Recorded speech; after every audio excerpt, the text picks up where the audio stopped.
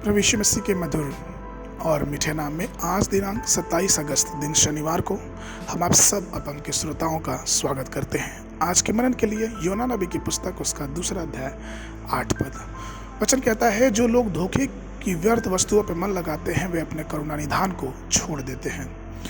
प्रभु में प्रिय लोगों, योना पर परमेश्वर का अनुग्रह था, परंतु जब वह परमेश्वर के वचन की अवहेलना करने लगा और परमेश्वर के सामने से तर्सीस को भाग गया, तो परमेश्वर ने भी कुछ समय के लिए अपना अनुग्रह उससे छीन लिया।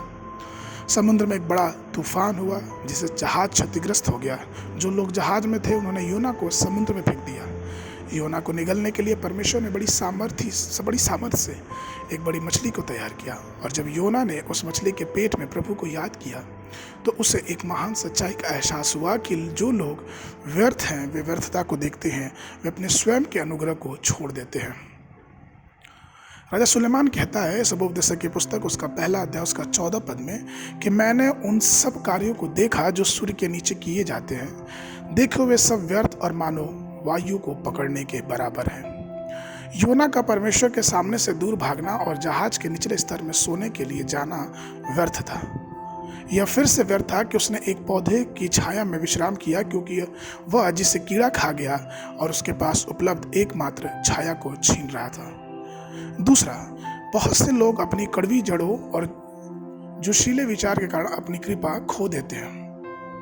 इसलिए प्रेरित पौलुस ने चेतावनी दी है इब्रानियों के पत्र उसके 12 अध्याय उसके 15 पद में, और ध्यान से देखते रहो, ऐसा ना हो कि कोई परमेश्वर के अनुग्रह से वंचित रह जाए या कोई कड़वी जड़ फूट कर कष्ट दे और उसके द्वारा बहुत से लोग अशुद्ध हो जाएं।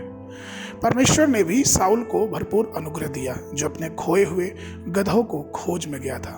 वह परमेश्वर के अनुग्रह से मिला और उसे इस्राएल का राजा बना दिया गया, परंतु उसने दाऊद के विरुद्ध कटुता को स्थान दिया। जब इस्राएल की महिलाएं दाऊद की स्तुति में गीत गाती हैं तो वह साउल इस बात को सहन नहीं कर पाता, यहाँ तक कि वह दाऊद का शिकार करने की आखिरी हद तक चला गया जिसे यहोवा ने चुना था। और यही वजह थी कि साउल को यहोवा ने अब उसके राज्य से दूर कर दिया और साउल यहोवा के अनुग्रह को खो दिया और वह दुष्ट आत्मा के वश में हो गया और उसका अंत बहुत दुखद हुआ। प्रभु में प्रिय लोगों, कटुता, क्रोध, ईर्ष्या, हम परमेश्वर के अनुग्रह को खो देते हैं और साथ ही यह क्षमाशील स्वभाव और सबके प्रति प्रेम के साथ अपना जीवन व्यतीत नहीं कर पाते। तो आइए हम परमेश्वर के अनुग्रह की पूर्ति करें, जिससे हमारा जीवन परमेश्वर के अनुग्रह में आगे बढ़ता जाए और उस करुणा निधान को कभी ना छोड़े।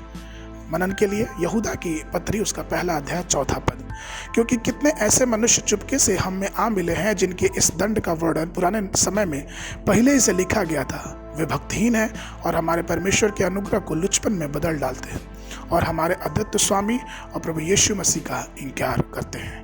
बाइबल अध्ययन के लिए सुबह के समय भजन संगीता उसका 120, 121, 122 अध्याय और संध्या के समय 1 कुरिन्थियों की पत्री उसका 9 अध्याय। परमेश्वर आप सबको आशीष देवे।